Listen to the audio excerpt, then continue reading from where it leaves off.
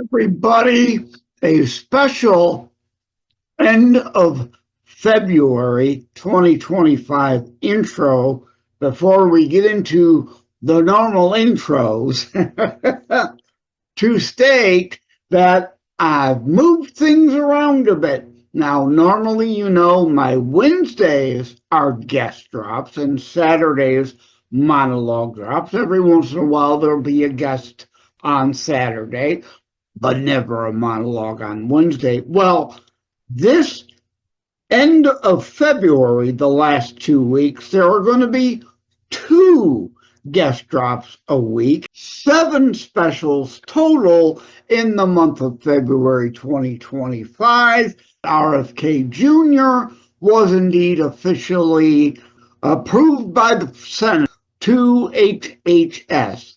So I had hoped to have Joan Ifland on the show with her, the discussion with her, before he got approved.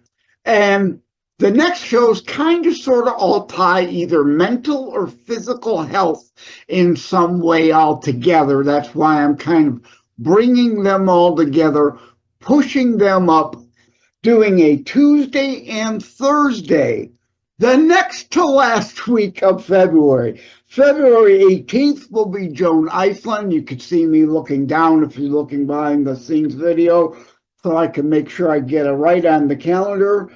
Jack Lafountain will be on with me on the 20th, healing not just the body, but the mind, the body, and the soul. So that relates in kind of this last of February, all health and body and mental related together. And then the following week, the last week of February, February 25th, special number 6 will be George Dubec, and we're talking about networking to a better society.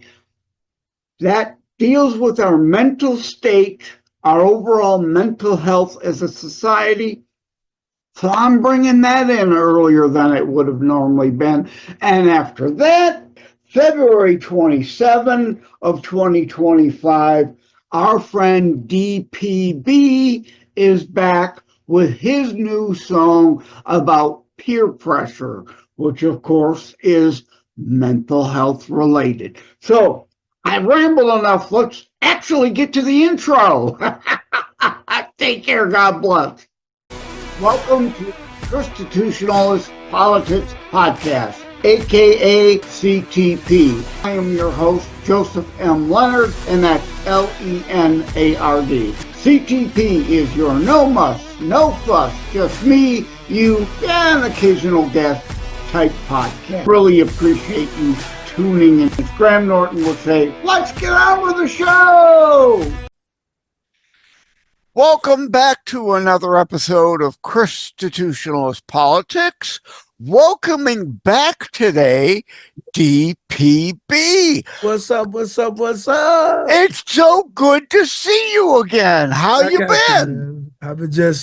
We've been working. We've been doing a lot of things, man. So I've seen. I got another update from Michael Stover about you. And indeed, you're on today. Full disclosure, I have not heard the song Peer Pressure. Okay. But boy, I love the concept. So tell us about peer pressure, what brought it about. Well, I do a lot of schools and stuff like that, and I noticed that a lot of people are trying to find their identity. So they're trying to figure it out. So I went from a perspective of a person first time going to a school. They move and they go into a school. So now they're trying to figure out who they want to hang around, who they want to hang around with.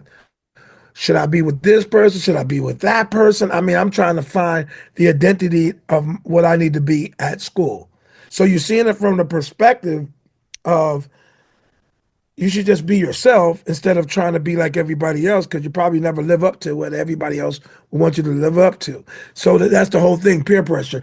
Be aware The of peer pressure. man upstairs That's is right. the only one We should whose be following. standards you need to live up to. That's exactly. That's exactly it. But this isn't just a kid thing. I mean, well into your 20s, especially if you go to university and the Mhm. commie fasci soci's indoctrination factory desire to push leftist values on you and wokeism and all this, not whether you're black or white, being confused and or uh, I down about who you are, where you're Right. from. Hmm. You couldn't control those things, and don't let people make you feel bad about you and who you are. Correct. Be your best self, and even into your 30s as an adult, there are Yeah. all kinds of TV, movies, peer pressure. Yep.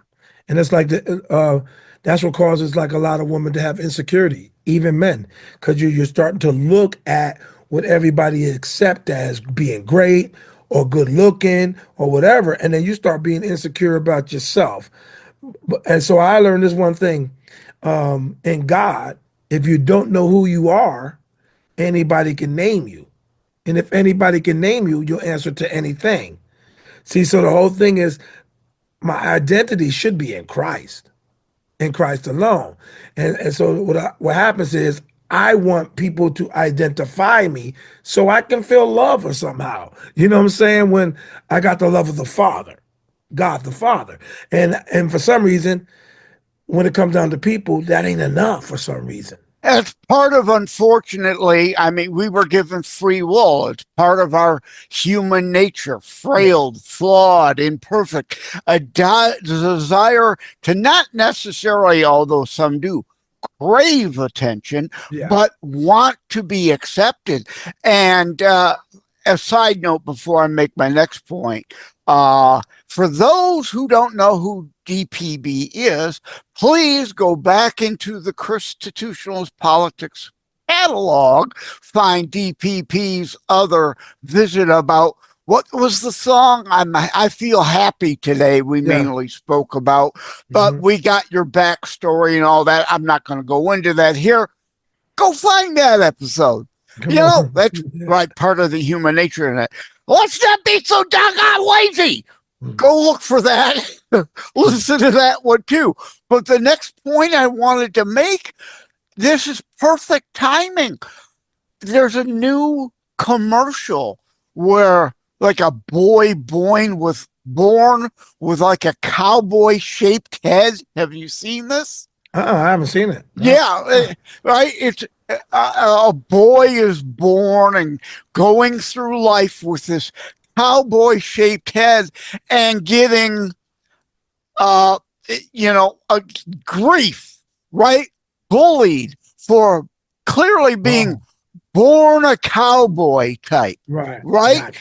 Yeah. And the whole point of the commercial is, wait a minute, culture changes, things shift. Fantasy genre may be in now, but westerns will make a return later. And he Yeah. finds his place then, and he walks into a bar where the kids that teased and bullied him with like a wizard hat shape head, meaning the fantasy genre, the Harry Potterism of the Yeah. day, and he goes into the bar and they're watching a western, and he grabs the remote and changes the TV to a Harry Potterish type movie. He says, "Boys, this is more you. You be you," kind of thing, right? And that's Mhm. what we're talking here. You be you. Yep. Yep. Because you're the only person. Like I believe I really don't know who I am till I know who Christ is. See what I'm saying? So once I got the identity of Christ, my whole goal is to try to live the way He would want me to live. And then what a person will find out, because Christ is in me, everybody's life is going to be better, even mine. So that because God did something, He changed me. I found out what my true identity is, and people's lives will be better just me living for Christ anyway. So Yeah, the world would be.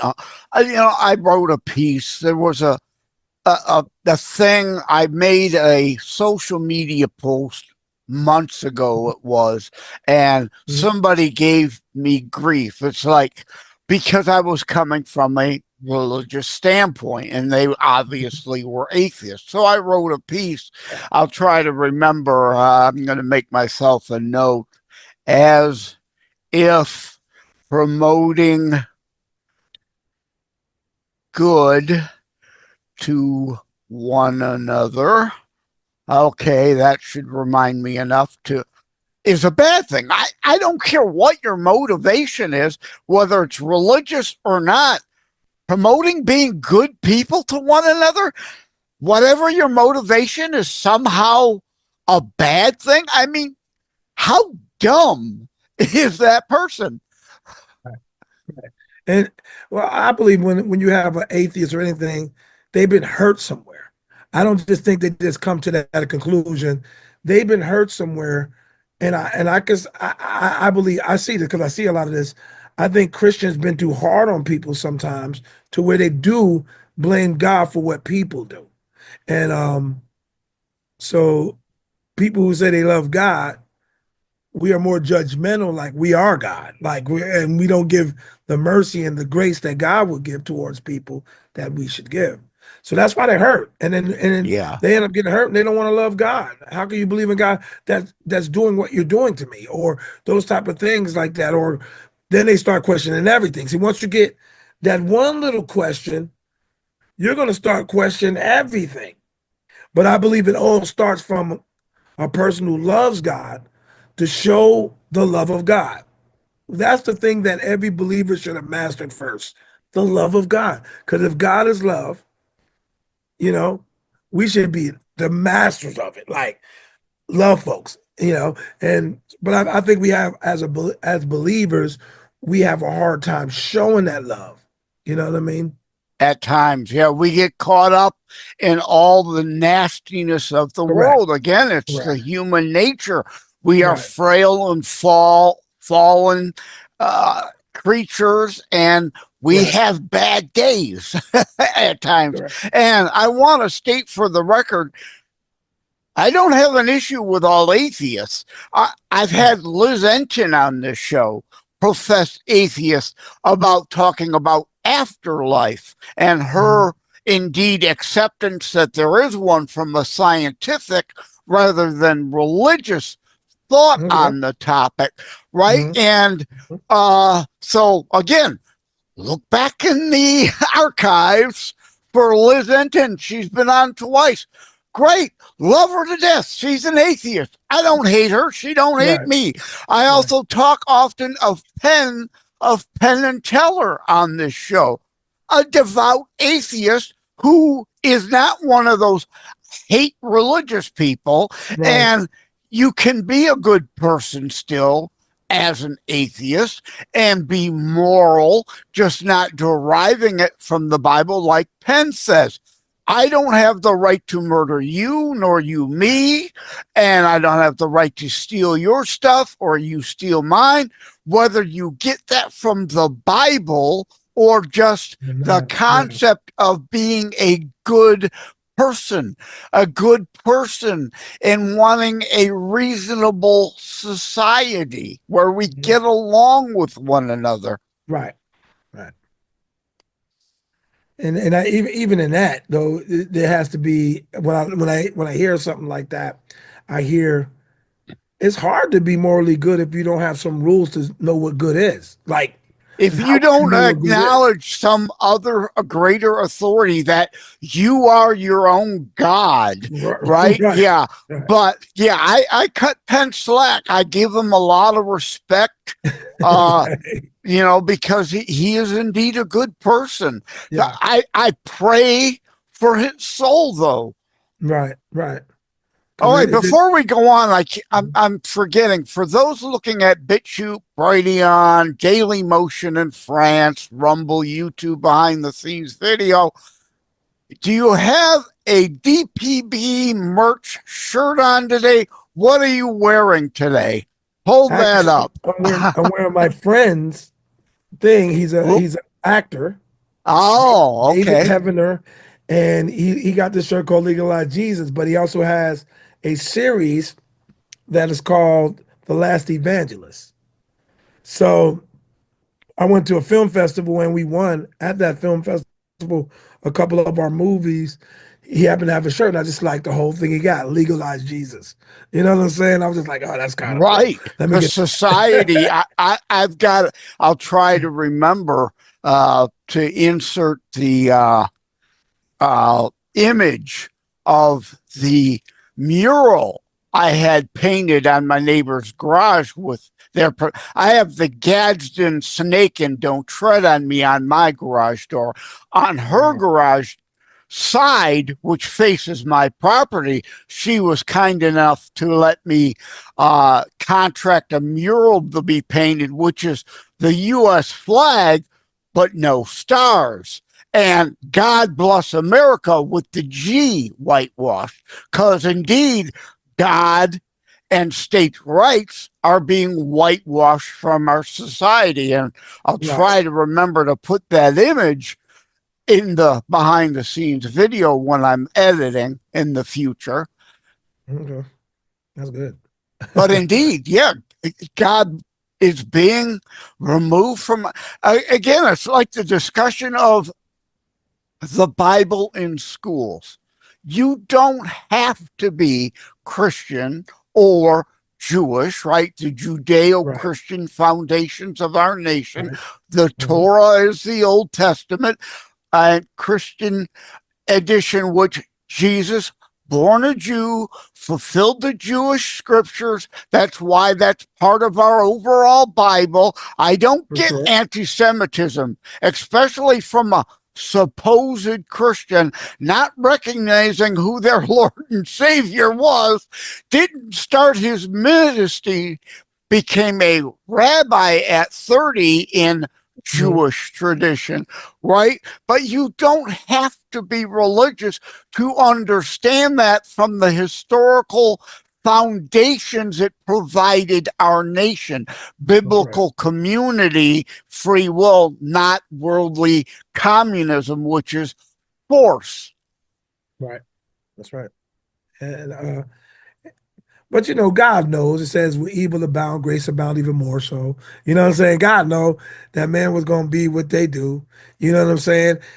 And I know where I believe he's gonna just come from out of the ruins, just go forth and shake everybody up. Like you never know. All that doesn't, the way we see it, it matters to us. God's like, look, yeah, I just want you to trust me, that I know what I'm doing, and I'm going to show y'all, and everybody will know that I am God. Like, I mean, it says in the Bible, every knee shall bow, every tongue confess, they all will confess. So at some point, God going to say, let me show everybody that I'm God, so nobody has an excuse. And it says that, Yeah, in Romans anyway, that nobody. Here's another past episode. I had Christopher Armstrong Stevenson, a young man, on to get a youth perspective. And we landed up getting around to Book of Revelation, right? We all know how it's going to turn out. But at the same time, 2 Chronicles 7:14 says, if my people pray, turn from wicked ways, I shall hear and heal their land.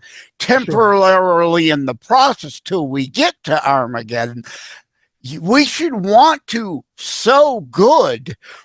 Being not doing that, inaction is an action and a choice, and we shall be known by our fruits. And if you're not sowing good, you're complicit in the evil. But again, in the end, Revelation, we know how it all turns out. That's right. But You know, we've got to deal in the here and the now, because that's in God's time, on God's terms, not ours. Right. We have to navigate the world the best we can, being Christians Sure. in the here and now. Yes. Yes, for sure. Yeah. But that's good. That's what relationship is. That's what is, you know what I'm saying? Just loving on God all the time. No matter what happens, you just gotta love on God all the time. And like we said, just like with peer pressure, impress him. It's about impressing him. And see if I know if I'm pleasing him, I'm gonna be fine. I can't go wrong just being faithful to him. And I was just teaching this because I got a TikTok show every morning at 8 o'clock Eastern time here in Ohio. And I'm teaching folks how to get up. Why I haven't had a bad day in 14 years. And I wrote a book about it. And I'm watching people, man, you could tell you had an experience with God. I said a lot of times how you think and how you speak is what you actually bring to your table. And the thing is, that's why karma. That's again, right. to remove it from religion, karma. Right. If you surround yourself by assholes, you're going expect to be in a That's negative realm all the time. Surround yourself with other good people and share good. Good will come back your way. That's right. And I asked them this question: what fruit do you want to eat? See, because if you give good fruit, you're not going to bear for a bad fruit from a good fruit. See, God tells you that. You're not going to, a good fruit can't bring forth bad fruit. Bad fruit can't bring forth good fruit. So the whole thing is what you bring out, what fruit do you want to eat? So I choose to be happy. So, cause that means I'm going to get happy fruit. You know, I choose to bring joy. So I'm going to get joy fruit. So I love eating the fruit of God. Like he wouldn't give it to you, the fruits of the spirit. He wouldn't give it to us if it wasn't possible for us to walk in it. So, so I can walk in love. I can walk in peace. I won't let nobody steal my peace. I won't let nobody steal my joy. God gave me something. And why would I let somebody have that much power to get me out of pocket? You know what I'm saying? So yeah. God gave us these things, and that's what we're learning day after day as part of the process for me to learn how to walk with God, because I have all this that I know of before God. And I'm trying to get this to submit everything to God, but sometimes this gets in the way. Even though I want to do the right things, this could get in the way. And God is trying to show you, if you do it my way, you're always going to be okay. You may make mistakes along the way, but if you do it my way, you're always going to be okay. You know, if you fall, just bounce back. I'm not holding you. That's you holding you back, because I love you. That love is never going to change. We change. God, he's the same yesterday, today, and forever. What he did yesterday, he do today. And what he did today, he'll do tomorrow. My whole thing is, I have to learn to be consistent. I have to learn to be faithful. If I'm not faithful, I may go through something. Just like you talked about, if I hang with somebody who has drama all the time, drama's going to come to my life, because that's who I hang around all the time.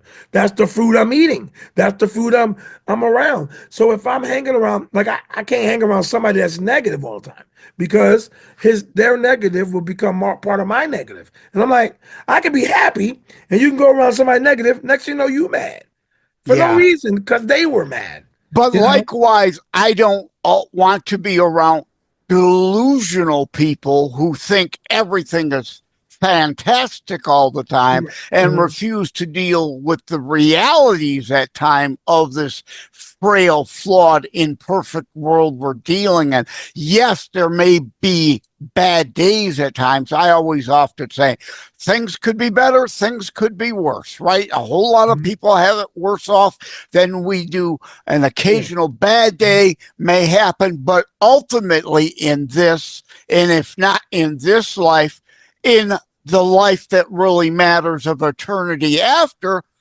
we know our reward later. It's true. But what happens is this: who determines what a bad day is? First of all, because I could consider somebody saying hello to me and I don't want to be told hello right now. He messing my day up. See, so well, you get it, and a car accident happens, right? Is that God's will, or is that just a happenstance of this planet and human life? How that makes you now, if you're majorly physically injured, obviously that becomes an issue. But how you react to that accident and recognizing, hey, it's just an accident. Let's not come to blows over it and let it ruin the rest of our lives, right? Right. But see, that's the thing. That's when it happens, at that moment, you have to make a choice how you're going to handle it. So God lets you know how to handle things, but we get in our feelings. So that free will we're given. It works in. It's like, hold up, God, you gotta wait, because right now I'm mad. And then after I finish getting mad, I'm sorry, God. Exactly. No, it's all right to get upset and be angry at times, as long as we don't let that be an all the time thing and rotting our soul away. Correct. It says, be angry and sin not. So if God put it in the Bible, that means there's going to be times that we are angry, but just don't sin and act a fool, because that little anger can be the change of your whole life. Because some people get angry, next you know they're shooting somebody, and they're not even shooters like that because they were that angry. So when God is saying, be angry, just don't sin not. Don't do nothing irrational to where it changed the course of your life forever. And God can't do nothing, you know what I mean? Because you did something that that just in law is not the right thing to do. Regardless of God, who he is, if the law says don't do that, but you're mad and you do that, you're subject to everything that the law has. So it's like it's in the Bible it talks about, and that's what I love about it. Everything you go through, I made a way of an escape. Consider it pure joy when you fall into testimony counts. It's like God is letting us know, look, I'm with you. If I am with you, who can be against you? If the joy of the Lord is your strength, even though you're going through something, learn to trust me. See, that's the reason why we go through a lot of stuff here in this planet, because we have trust issues. And if we learn to trust God, because all the people in the Bible that did trust God, God showed up. So there's something with our trust compared to their trust that God ain't showing up for us. Well, we think we trust him, but I believe it's that trust is total. I know God will do this. See, and that's what they were at, because every time they did that in the Bible, from Shadrach, Meshach, and Abednego, Daniel and the lion's den, they always said this one thing: in the midst of about to die, they would say, I know my God will show up. A lot of us, we ain't gonna say that if somebody got a gun to our face and say, like, hold up, bro. Hey, whatever you want me to do, they're like this, hold up. I know my God will show up. So they had a knowing, just like David and Goliath. He had a knowing that all these army folks won't fight Goliath. And they were trained to be army folks. And because of his relationship with God, he was like, who is this guy? See, I got God with me. This is nothing. Who is this guy? God delivered me from the bear and the lion. And then he was so confident in God that he says to the king, what do I get when I win? See, that's that confidence that God, throughout the Bible, been trying to get us in. Have faith, trust me, I'm with you, focus on me. Like he's like, focus on me, I'll keep you in perfect peace. Keep your mind, like he's like, take my yoke upon you, learn to me, my yoke is easy. See, so I'm learning the reason why we struggle as much as we struggle, because we fight to do it the way God would want us to do it. Yeah. Our humanity comes in and we're like this. Hold up, God. This is where man just comes in. God, you have to wait for a second. I gotta do what I do. And we just you end up having repercussions just doing what you do. And it's like, then you ask God to help you get out of it. God, please, if you could just help me this once. I know I made a mistake, but this mistake might have been really bad, and I really need you to move. So I won't. So I learned the reason why I don't have bad days like everybody else. Now, before 14 years, I had the worst year of my life. Times are bad. And God was showing me, and this is what I had to learn, is this. I really had to learn to do things God's way, because God said, just be faithful to me. Be faithful to me. See, people who love God are not faithful, but they love God. So God, watch this. And then it says, my faithfulness, we're talking about God, I will overwhelm you with blessings. And then it says, let patience have its perfect work. Some of us don't have patience. So we're like, man, I don't have the patience. I hear a lot of people say this, I don't have the patience.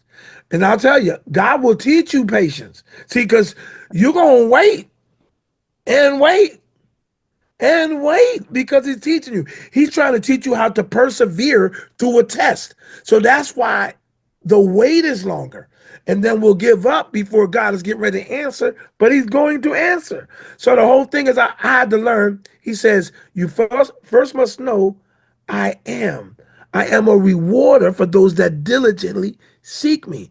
See, so if I don't know he is, then I can't expect anything from God. Even God was saying how we would not expect anything from him in the book of James. When you ask in faith, not wavering. Because he who wavers, he gets tossed back and forth. He can't even make up his mind. He don't know if I'm going to do it or going to do it. And then these are the words that are scary to me in the Bible. He says, let not that man think he shall receive anything from me, and he'll be unstable in everything he do. Now, God is talking about me as a believer. He's telling me how to come to him. And he's talking about when a test and trial comes in my face. It's like, if you don't know, just ask me, because I give to every man freely. Yeah, you opened up a lot of can of worms there. It's like the trust, and still doubt sometimes creeps in. So in a sense, we still have daddy issues, right? Exactly. So we bring our regular but the issues law, and it's part of the whole, back to what I was saying, the Old Testament and the New Testament, they're there together. Yes, Jesus became the final blood sacrifice. Therefore, Correct. that part had been supplanted, but not all of the Old Testament, right?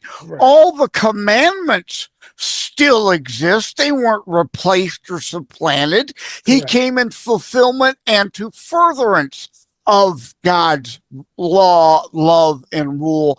And it can be human nature, again, to the anger, to want revenge. That's why the New Testament introduced the part about turn the other cheek. But you have to. That doesn't mean be a sucker over and over and over and right, and allowing the law to deal with if we've been wronged. But eye for an eye is not completely eliminated and removed. The death penalty is there through legal remedy of the law to grant that kind of revenge, right? Those who sheddeth man's blood, by man shall have their shed. The death penalty is biblical. It becomes a problem like the Hatfields and the McCloys if we want to personally take revenge and be the retribution. Correct. And that is good how you said that, because even you reap what you sow. That's why God said, like, if you steal, you're better off cutting off your other hand, so you won't do it again. It's what he's trying. So the whole thing is, once again, it's just obedience. It comes back to obeying the word. And if you're a person that don't like authority, you're sure not going to like the word. Because it's the authority that God shows us how to live. Just like, why does kids leave their parents? Because they don't want to have the authority of the rules that they have. So as people, regular people, we do the same thing. You know, if I love doing something, I don't want to hear somebody tell me a word for that. You know what I'm saying? Like, Yeah, you know, exactly. The job thing. We all work because, and the Bible does not say money is the root of all evil. It says the love of money is the root of all evil, right? And that back, I almost forgot. Like you mentioned, David, he didn't have hubris of himself. He had the confidence in his God. That's there. right. So I wanted to say that before I forgot. But yeah, money is a necessary thing of our society and work. And the Bible also does say biblical community versus worldly communism. There is a distinction between those unable to work we are to take care of versus those unwilling to work. So yeah, we don't like going to work, but we need to and should be working and earning our own way. For sure. And I was just reading that in Proverbs. A lazy man, like God talks about a lazy man. You're going to starve. You're going to go through. But so what I learned from that, keep your hands to something. Don't stop doing something just because it's not available. Put your hands to something, because in the Bible says everything you place your hands to shall be blessed. So God just don't want us to stop. You keep on going. You know what I'm saying? And a lot of people will stop because it ain't going in their favor. But that's okay. God, that's what the perseverance is. He's trying to, like, you can make it. I can hear God say, you can make it. You can do it. Just keep on. Hold on. Hold on. Don't give up. And the reward will be so much sweeter when you've earned it rather than been given it. It's like why Jesus said, the poor will always be among you. That wasn't an economics or a governance statement. It was a human nature statement. There will always be lazy people, unwilling to want to make more of themselves. There's that. And that's why worldly communism always fails, because there will always be then more and more people that then say, well, I can be lazy, get in the cart, and eventually Atlas shrugs because there's not enough people to be able to pull the cart. That was good. That was good. Again, I go, it drives me crazy. The difference between biblical community. We are to want to be our brother's keeper through charity, not communism forced at the barrel of a gun. We are to want to do it. That's why charity is there. That's biblical community versus worldly warped distortion of community, communism.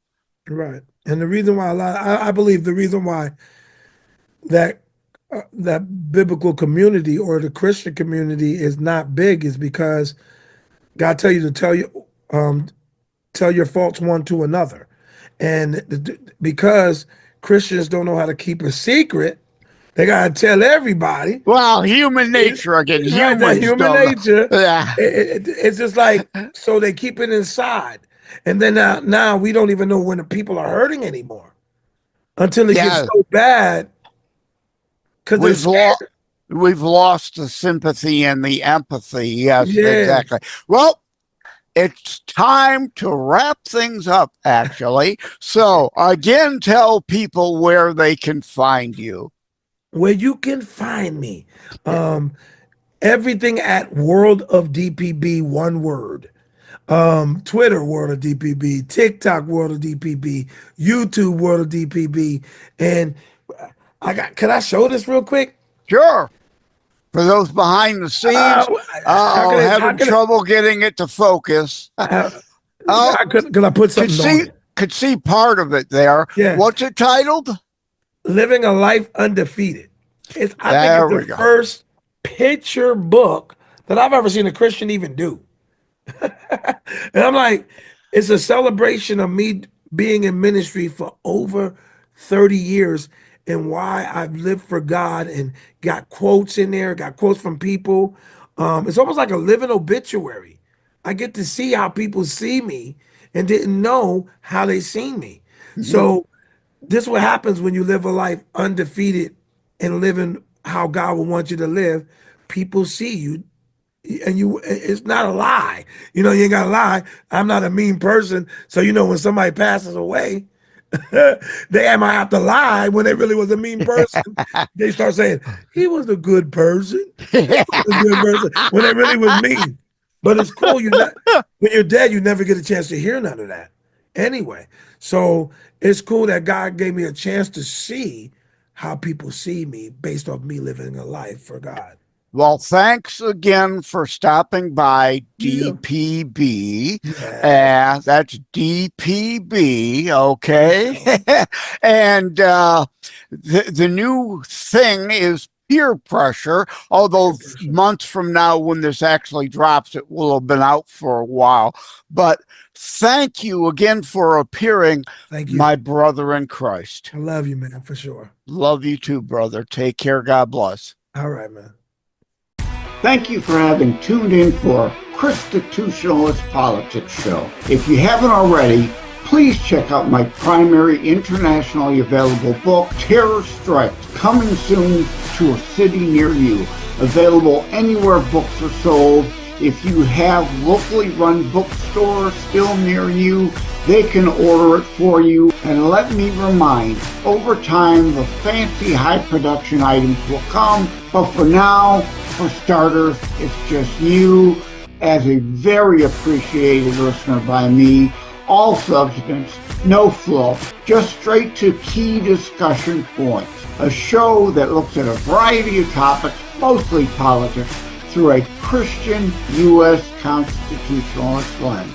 So again, thank you from the bottom of my heart. Take care. God bless. Like and subscribe to Constitutionalist Politics Podcast and share episodes. We need your help.